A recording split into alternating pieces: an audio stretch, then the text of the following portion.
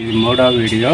ఈ video subscribe చేయని మా ఛానల్ సబ్స్క్రైబ్ చేయని వాళ్ళు ఖచ్చితంగా సబ్స్క్రైబ్ చేసుకోండి.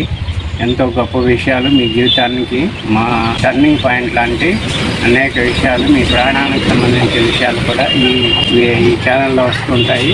దీన్ని జాగ్రత్తగా సబ్స్క్రైబ్ చేసి మీ బంధువులకు, స్నేహితులకు షేర్ చేయండి. పక్కవాడి భూమిని ఆక్రమించడం అంటే భూమాతను చెరబట్టడం. భూమాతను చెరబట్టడం అంటే ఒక స్త్రీని మానభంగం చేస్తే ఎంత పాపమో అలాంటిది మన తల్లిని చెరబట్టడం లాంటిది అంత పాపం. దీనికి శిక్ష ఎవరు వేస్తారో, ఎందుకు వేస్తారో ఈ విషయాల గురించి చెప్తాను.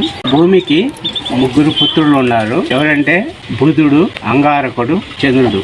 ఈ 3 అతి మామూలు వ్యక్తులు కాదు, చాలా బలవంతులు, శక్తివంతులు, మహిమ కలిగిన వాళ్ళు.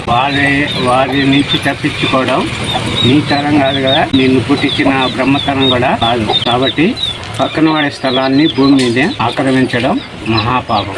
ఎంతటి పాపం అంటే, ఒక డబ్బు దొంగతనం చేస్తే ఆ డబ్బు ఎంత కష్టపడి సంపాదించినాడు, ఎంత అవసరానికి పెట్టుకున్నాడు, దాన్ని బట్టి భగవంతుడు నీకు శిక్ష వేస్తాడు. కానీ ఈ భూమి అట్లా కాదు. ఒక అడుగు ఆక్రమించిన పక్కవాడి భూమి, దాంట్లో వచ్చే తరతరాల ఆదాయం నీ మీద, నీ వంశం మీద, నీ భావితరాల మీద పడుతుంది. ఆ శిక్ష నుంచి చెప్పాను కదా, భూమాత బిడ్డలు 3 ఉన్నారని, వాళ్ళ ఆ ఆగ్రహం నుంచి నిన్ను కాపాడడానికి ఎవడి తరము కాదు. అందుకే కొన్ని వంశాలు నాశనం అయిపోతుంటాయి. కారణం ఇలాంటివి. కాబట్టి పక్కనాడు భూమి ఆక్రమించడం చాలా తప్పు. జాగ్రత్త.